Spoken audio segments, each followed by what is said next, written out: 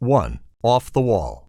Fielding skills are developed in the most basic situations and activities that young kids participate in.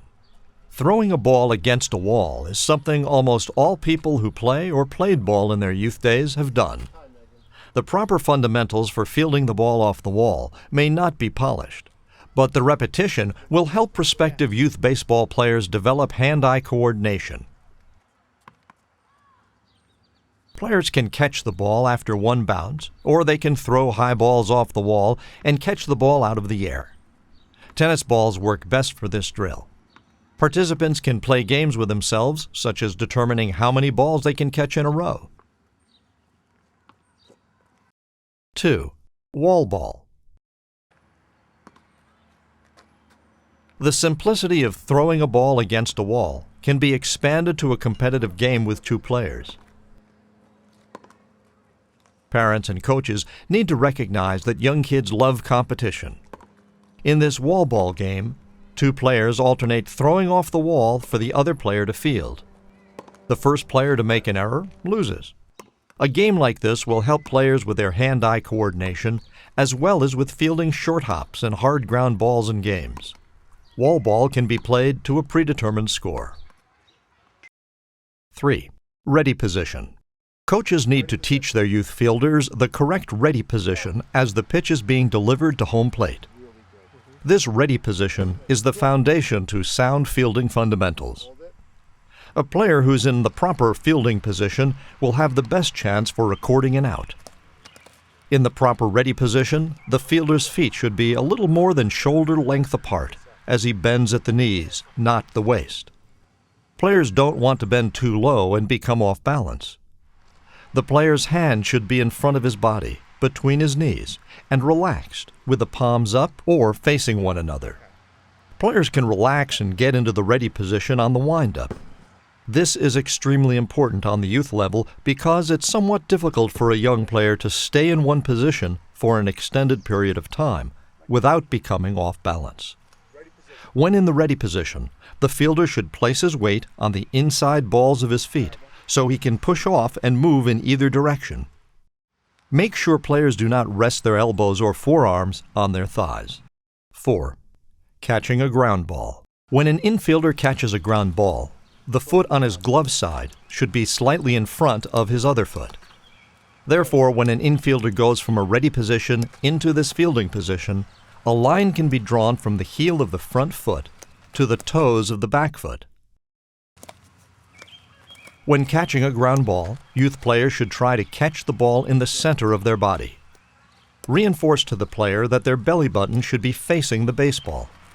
The ball should be caught in front of the player's body with the baseball glove out in front of the player, not underneath his body, which is done a lot on the youth level. A great coaching point is to look for the player's bill of his cap to be pointed down just before the fielder catches the baseball. If it is pointed down, the player is following the baseball into his glove. One of the biggest causes for errors on the youth level is that many young players will lift their heads early and not follow the ball into the glove. When catching the ball, the non-glove hand or throwing hand should be above the glove with the palm facing down. 5. Ground ball trio. 3 players line up next to one another in the infield. A coach rolls a ball to one of the players who fields the ball. All 3 players, however, transition from the ready position to the fielding position. This drill forces the players to anticipate the ball and be ready to field at all times. The players not fielding the ball should focus on technique only. This drill trains proper muscle memory so that in games, when a ball is hit to any of the infielders, they'll be conditioned into the proper technique. When fielding a ground ball, fielders should bring the ball up to their chest to protect from a bobble and for easy transition to the throwing hand. Coaches can call out whom they're going to roll the ball to, or they can make the throws random. 6. Bobble Drill. It's extremely important in baseball, and especially youth baseball, for players not to give up on the ball if they bobble it. In this drill, coaches should actually tell the player to control the baseball, then bobble or drop it on purpose. This way, we are teaching recovery with the ability to still get the base runner out. Too many youth players will bobble a ground ball and give up on the play. If they stayed with it, they would have had a chance to make a successful play. We can even have the players bobble the baseball twice and teach them to still try to make the play. Again, this drill is great for teaching players not to give up on the ball. It also emphasizes to the players that they need not rush or panic. There is still plenty of time to recover and throw the runner out. If the players practice their recovery, then they'll be more confident fielders in games. They'll also learn how much time is needed for them to throw a runner out. They can then judge whether a throw would be futile for catching the runner. Fielders also don't want to rush a throw they don't need to make and take a chance on making an unnecessary throwing error. Sometimes it's better for them just to hold on to the ball. This drill will condition the fielders into making such decisions. 7. Lateral movement, forehand. When moving laterally in the infield, the youth player has the best chance to make the play by staying low to the ground. Many times, young players will stand up straight while moving to either the left side or the right side, which makes it hard to get down to the ball. The player from the ready position will take a crossover step, which can come after a small jab step.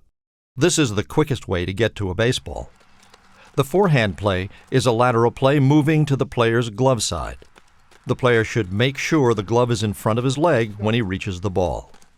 He should also try to catch the baseball in front of his body. When he catches the ball, he brings the glove up to the non-glove hand in a cushioning manner, plants his foot, and makes the throw to first base, always trying to square his shoulders to the target.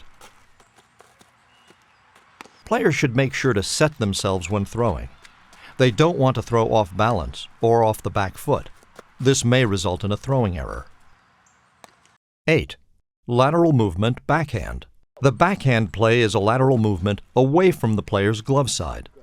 A small jab step followed by a large crossover step enhances the player's chance of getting on top of the baseball. The same fundamentals should be stressed for going to both one's backhand and forehand. Players should never rush their throw, especially when making a backhand play. Youth players should always set their feet, turn their shoulders to the target, and make a strong, accurate throw. When moving laterally, players should take a good angle to the ball, run straight to it. Players should never circle the ball or let the ball come to them. 9. Stay low. In this creative fielding drill, an assistant coach holds a rope tied to a fence. The players involved in the exercise will line up on one side of the rope in the ready fielding position. Another coach stands on the opposite side of the rope with a bucket of baseballs. On the go command, the coach tosses ground balls. The players, one at a time, have to move laterally under the rope to field the baseball. The goal is to field the ball cleanly without hitting the rope above them. This forces the players to stay low while moving toward the baseball, whether it's to their backhand or forehand.